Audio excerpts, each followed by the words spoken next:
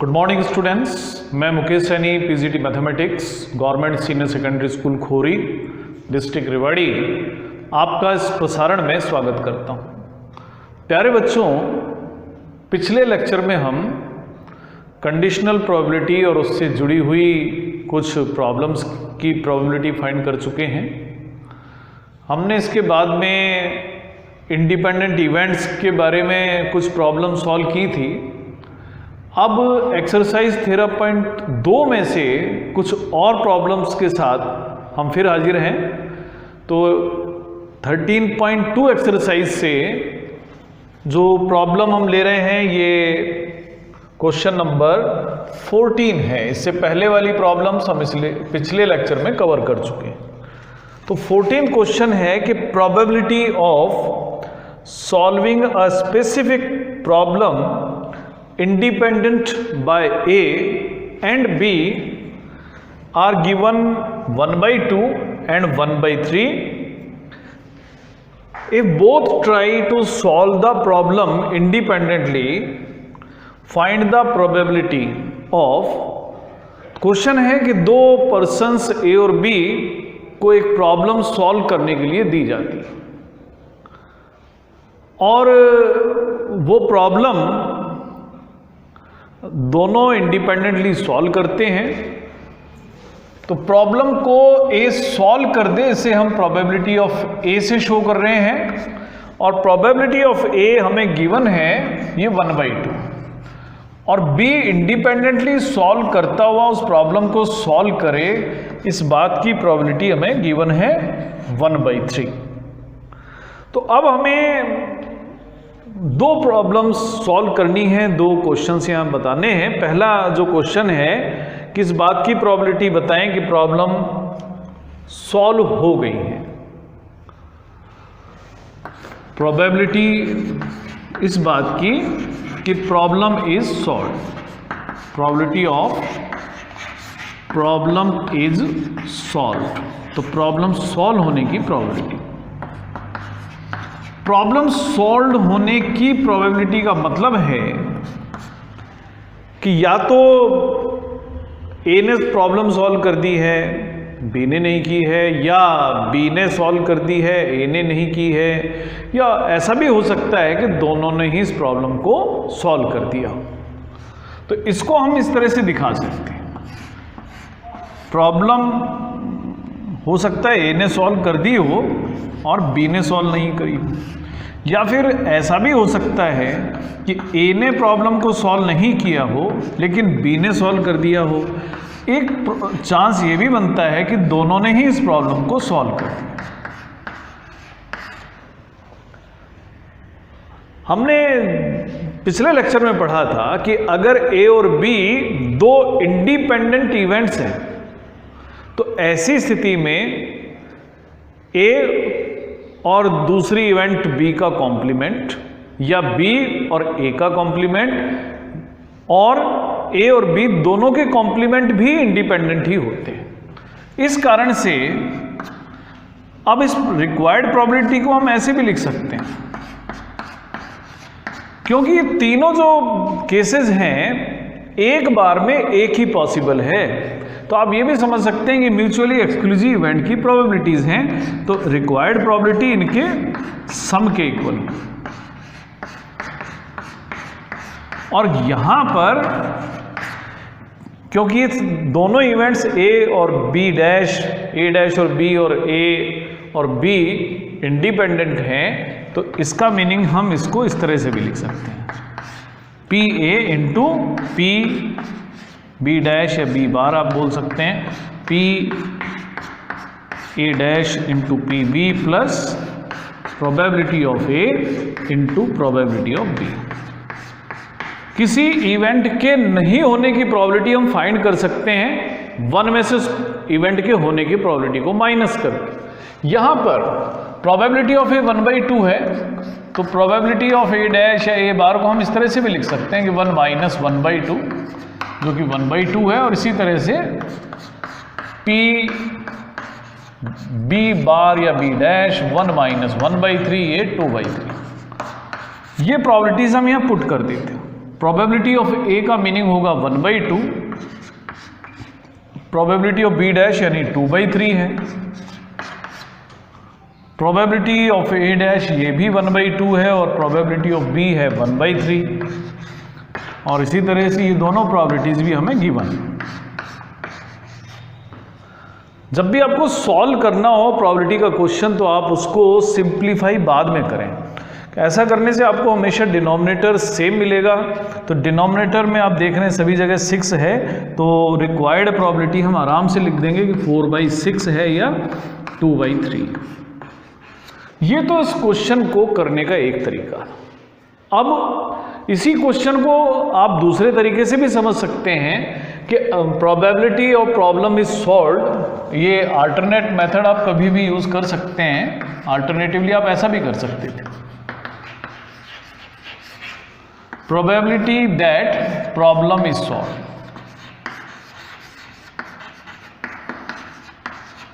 Problem solve हो गई, इसका मतलब at least one of them has solved the problem.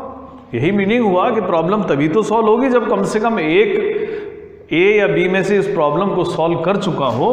तो probability that at least one has solved the problem.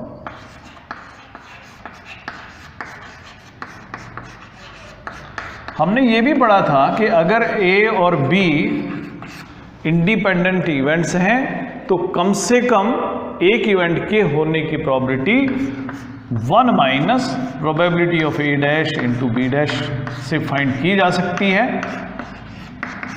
तो यानी 1 माइनस, ये प्रोबेबिलिटीज हम पहले ही फाइंड कर चुके हैं, 1/2 इंटू 2/3। सॉल्व करने पर हमें मिलेगा 1 माइनस 1/3। और इस तरीके से भी आप अगर सॉल्व करते हैं तो भी आपको सेम ही रिजल्ट मिलेगा। तो आप अब आगे से कोई भी मेथड यूज कर सकते हैं। जब भी दो इवेंट्स हों, इंडिपेंडेंट हों, तो आप चाहे इस मेथड से सॉल्व करें या इस मेथड का इस्तेमाल करें, दोनों ही हमें सेम रिजल्ट देते हैं। अब इसके बाद हम करते हैं क्वेश्चन नंबर 15। तो 15th क्वेश्चन है हमारे पास, एक बार आप पढ़ लें उसको।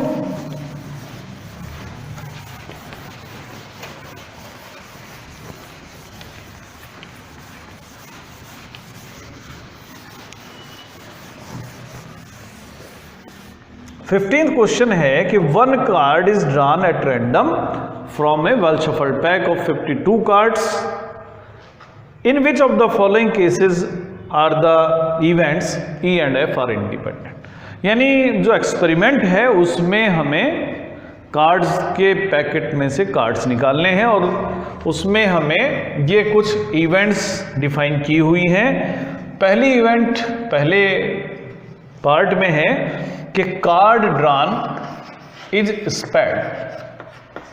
एक कार्ड निकाला जाता है और वो स्पेड का कार्ड।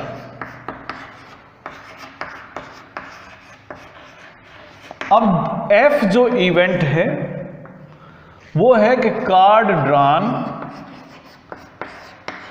Is an S. ये दो इवेंट फर्स्ट पार्ट में दी हुई हैं और हमें ये फाइंड करना है कि क्या ये दोनों इवेंट्स इंडिपेंडेंट हैं या नहीं है। इंडिपेंडेंट इवेंट्स के बारे में हमने पढ़ा था कि दो इवेंट्स को हम इंडिपेंडेंट कहते हैं अगर उन दोनों के साइमल्टेनियस अकरेंस की प्रोबेबिलिटी यानी probability of E intersection F उनकी इंडिविजुअल प्रोबेबिलिटीज के प्रोडक्ट के बराबर होती है, यानी पी इंटू पी एफ होता है। तो यहां पर हम पहले प्रोबेबिलिटी ऑफ ई फाइंड करते हैं।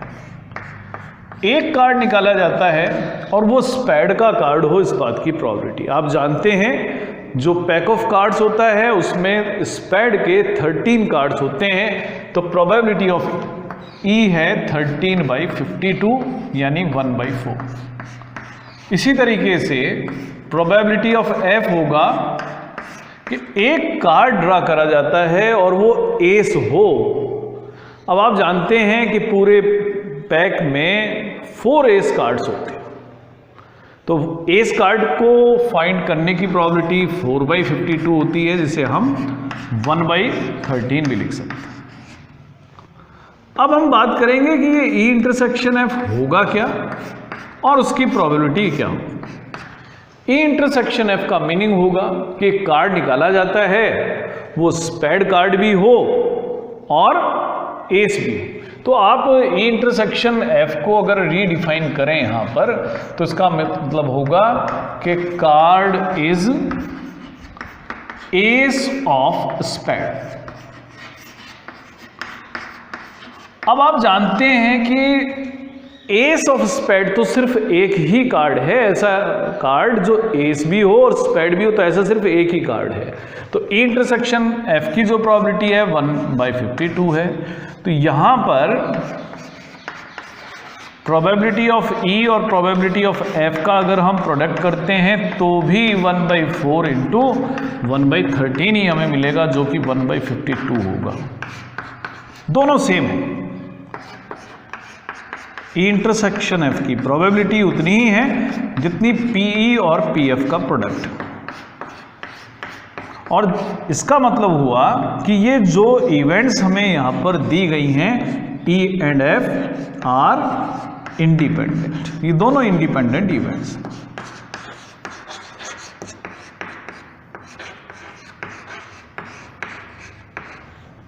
तो ये तो था हमारा फर्स्ट पार्ट।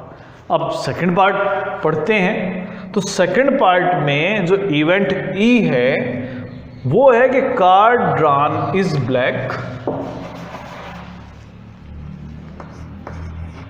और एफ इवेंट का मतलब है कि card drawn is a king.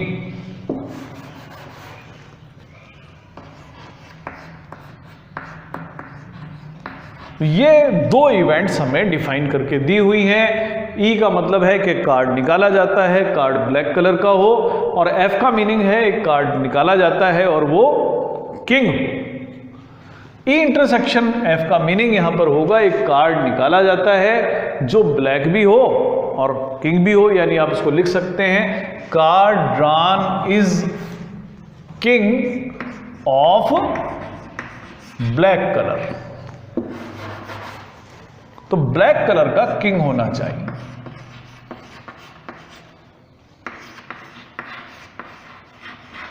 अब इनकी प्रोबेबिलिटीज को हम रीडिफाइन करते हैं।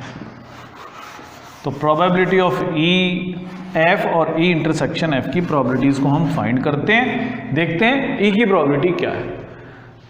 ब्लैक कार्ड निकालने की प्रोबेबिलिटी आप जानते हैं, पूरे 52 कार्ड्स में से 26 कार्ड्स ब्लैक होते हैं, 26 रेड होते हैं। तो ब्लैक कार्ड निकालने की प्रोबेबिलिटी है 26/52, जो कि 1/2 लिखे जा सकते। इसी तरह से प्रोबेबिलिटी ऑफ एफ का मीनिंग है कि कार्ड निकाला जाता है और वो किंग कार्ड हो। तो किंग आप जानते हैं 4 टोटल किंग्स होते हैं, 4/52, जिसे आप 1/13 लिख सकते हैं सिंप्लीफाई करने के बाद। अब ई इंटरसेक्शन एफ की बात करते हैं कि कार्ड निकाला जाता है वो किंग होना चाहिए, ब्लैक कलर का होना चाहिए। तो ब्लैक कलर वाले आप जानते हैं 2 किंग्स होते हैं, तो यानी फेवरेबल केसेस 2 हैं। तो रिक्वायर्ड प्रोबेबिलिटी है 2/52 यानी 1/26। तो यहां पर एक बार फिर देखते हैं प्रोबेबिलिटी ऑफ ई और एफ का प्रोडक्ट 1/2 इंटू 1/13, जो कि 1/26 आता है। यहां पर आप देख सकते हैं ई इंटरसेक्शन एफ की प्रोबेबिलिटी और पीई और पीएफ का प्रोडक्ट दोनों ही 1/26 हैं। इसका मीनिंग हुआ कि यहां पर भी जो इवेंट्स ई और एफ हमें गिवन हैं वो दोनों भी इंडिपेंडेंट ही है। अब इसका हम पढ़ते हैं तीसरा पार्ट। ई इवेंट है कि एक कार्ड निकाला जाता है, card drawn is a king और क्वीन, या तो किंग हो या क्वीन, इनमें से कोई एक कार्ड होना चाहिए। एफ का मीनिंग है card drawn is a queen और अ जैक।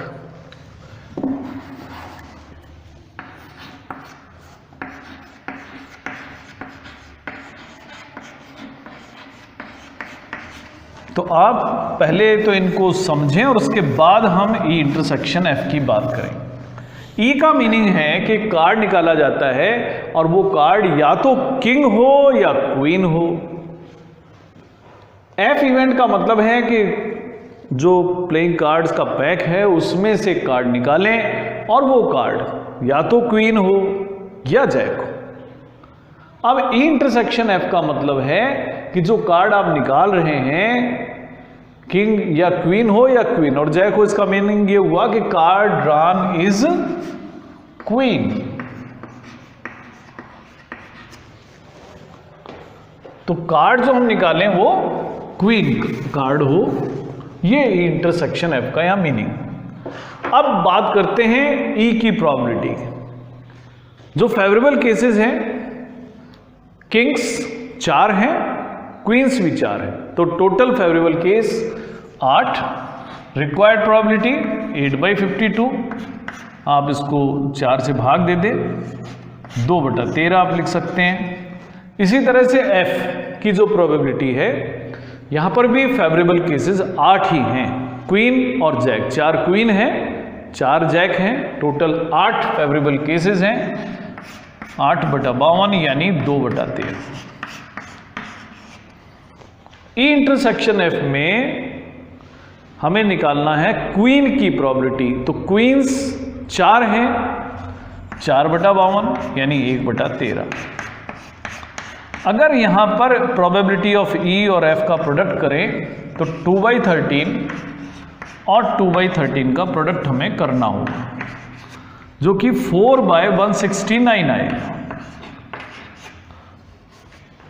लेकिन यहां पर ई इंटरसेक्शन एफ की जो प्रोबेबिलिटी है वो 1/13 है, यानी हम कह सकते हैं दोनों डिफरेंट हैं, दोनों सेम नहीं हैं। और दोनों सेम नहीं हैं तो हम कहेंगे ई and F are not independent, ये इंडिपेंडेंट नहीं हैं। तो ये 3 हमारे पार्ट्स थे, तीनों हमने कर लिए हैं। अब जो अगला क्वेश्चन है वो है क्वेश्चन नंबर 16। तो उस क्वेश्चन नंबर 16 की स्टेटमेंट आप पढ़ें इतने।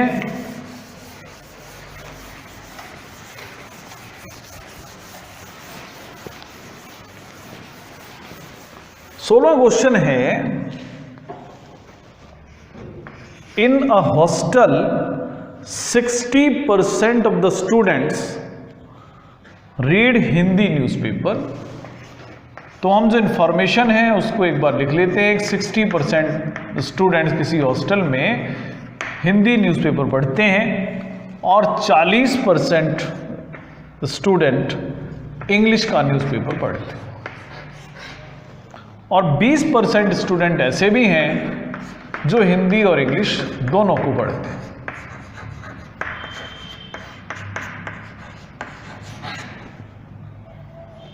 अब उस हॉस्टल में से एक स्टूडेंट एट रैंडम सेलेक्ट कर लिया जाता है।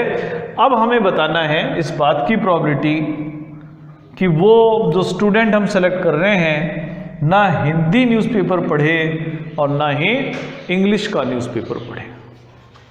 तो पहले तो हम इनको डिनोट कर लेते हैं कि let we denote the event as A कि सेलेक्टेड स्टूडेंट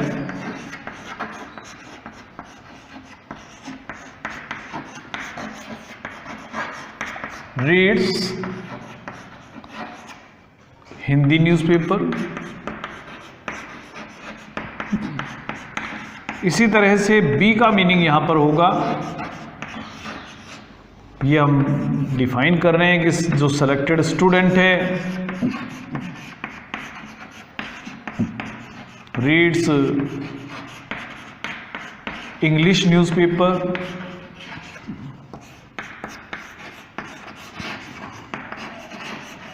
और ए इंटरसेक्शन बी का मतलब है कि जो स्टूडेंट हमने सेलेक्ट किया है, स्टूडेंट जो सेलेक्ट हमने किया है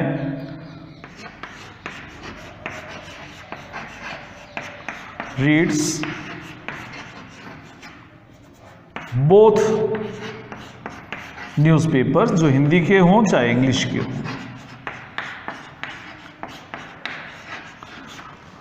यहां पर गिवन है प्रोबेबिलिटी ऑफ ए का प्रोबेबिलिटी है कि 60% ऑफ द स्टूडेंट्स। आप परसेंटेज को प्रोबेबिलिटी की फॉर्म में लिख सकते हैं। 60% का मतलब 60 डिवाइडेड बाय 100, यानी आप इसको 3/5 भी लिख सकते हैं। प्रोबेबिलिटी ऑफ बी की बात करें तो ये 40/100 है, जिसे हम 2/5 लिख सकते हैं। और ए इंटरसेक्शन बी का मतलब है 20% ऑफ द स्टूडेंट्स, 20/100 यानी 1/5। तो ये इंफॉर्मेशन हमें गिवन है और इसके बेसिस पर हमें 3 पार्ट्स को आंसर करना है। पहला पार्ट है कि एक स्टूडेंट हमने सेलेक्ट किया, ना वो हिंदी न्यूज़पेपर पढ़े ना इंग्लिश न्यूज़पेपर पढ़े। Probability of neither English newspaper nor Hindi newspaper, neither Hindi nor English. तो ये हम न्यूज़पेपर के रेफरेंस में बात कर रहे हैं।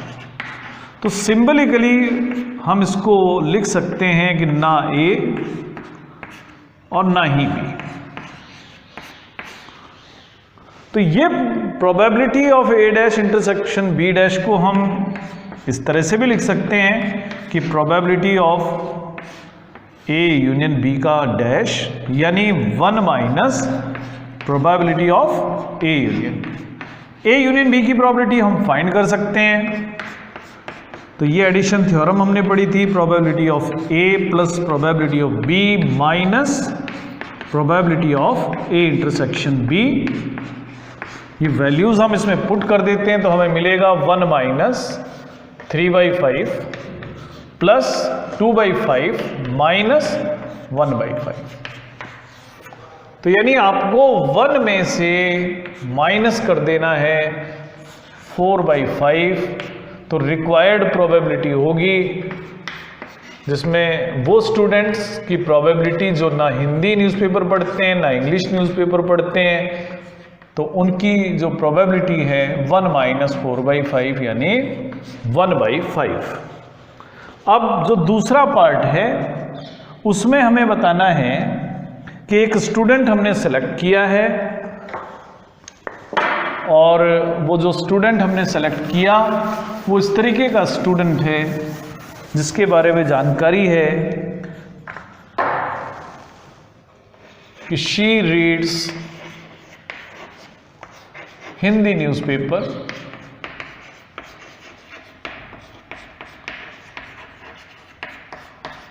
तो किसी स्टूडेंट को हमने सेलेक्ट किया है, इसके बारे में इतनी जानकारी तो उपलब्ध है कि वो हिंदी न्यूज़पेपर तो पढ़ती है।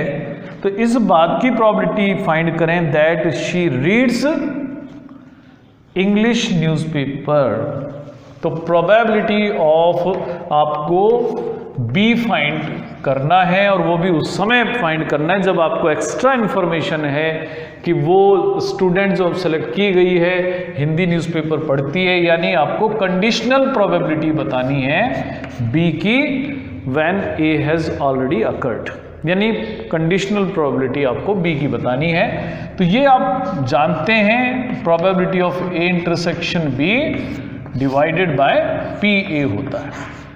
ए इंटरसेक्शन बी की प्रोबेबिलिटी आपको पता है 1/5 है और ए की प्रोबेबिलिटी 3/5 है। तो ये रिक्वायर्ड प्रोबेबिलिटी होगी 1/3। ये दूसरा पार्ट। अब तीसरा जो पार्ट है उसमें हमें बताया गया है कि इस बात की प्रोबेबिलिटी फाइंड करें कि स्टूडेंट हम सेलेक्ट करते हैं और वो स्टूडेंट इंग्लिश न्यूज़पेपर रीड करती है। She reads English newspaper.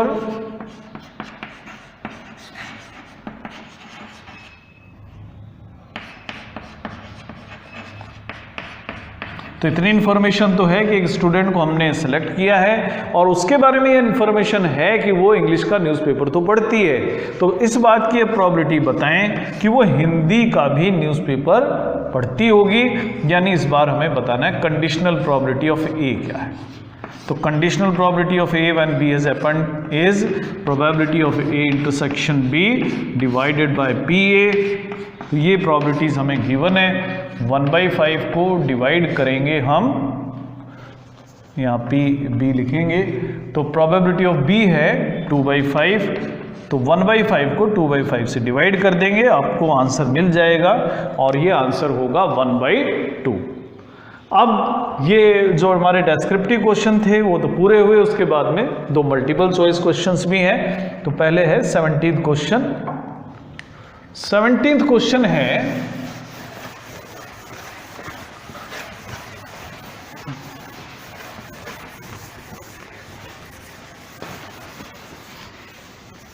तो 17th है कि probability of obtaining an even prime number, even prime number की प्रोबेबिलिटी हमें बतानी है on each die when a pair of die is rolled. एक पेयर ऑफ डाई को रोल किया जाता है और दोनों पर इवन प्राइम नंबर आए, इस बात की प्रोबेबिलिटी हमें फाइंड करनी। तो ए इवेंट हम मान लेते हैं, ए इवेंट का मतलब है obtaining an even prime number on first die। पहले डाई को जब हम थ्रो करते हैं तो एक इवन प्राइम नंबर आ जाए, इस इवेंट को हम कह रहे हैं ए, और obtaining an even prime number on second die।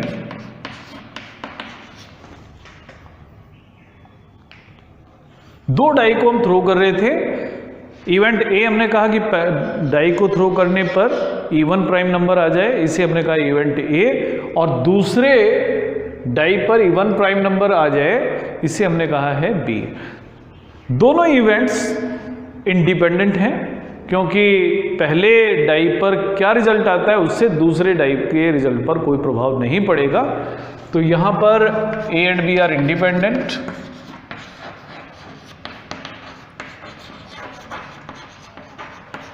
और इसलिए रिक्वायर्ड प्रोबेबिलिटी होगी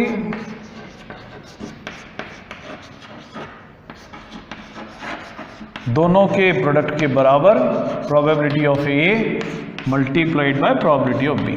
अब आप जानते हैं कि केवल एक नंबर ऐसा है जो प्राइम भी है और इवन है, और वो नंबर है 2। तो 2 किसी भी डाई पर आए, इस बात की प्रोबेबिलिटी होती है 1/6, यानी प्रोबेबिलिटी ऑफ ए 1/6 है, और इस तरह से प्रोबेबिलिटी ऑफ बी भी 1/6 ही है, यानी 1/36 रिक्वायर्ड प्रोबेबिलिटी। उसके बाद में 18th क्वेश्चन है कि दो इवेंट्स को हम इंडिपेंडेंट इवेंट्स कब कहेंगे। दो इवेंट्स ए और बी आर इंडिपेंडेंट्स किस स्थिति में होंगे वो हमें बताना है। 4 ऑप्शंस भी दिए हुए हैं। इफ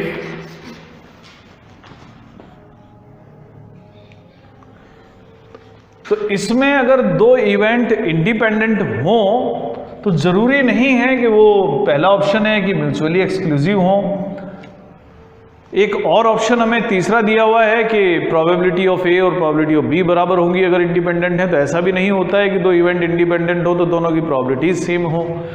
और इसी तरीके से अगर दो इवेंट इंडिपेंडेंट हैं तो ऐसा भी जरूरी नहीं है कि दोनों की प्रोबेबिलिटीज का सम 1 ही होता हो। एक ऑप्शन और बचता है जो बी ऑप्शन है, उसको हम चेक करते हैं कि अगर इंडिपेंडेंट इवेंट हैं तो इनके नहीं होने की प्रोबेबिलिटीज 1 - PA और 1 - PB के प्रोडक्ट के बराबर है।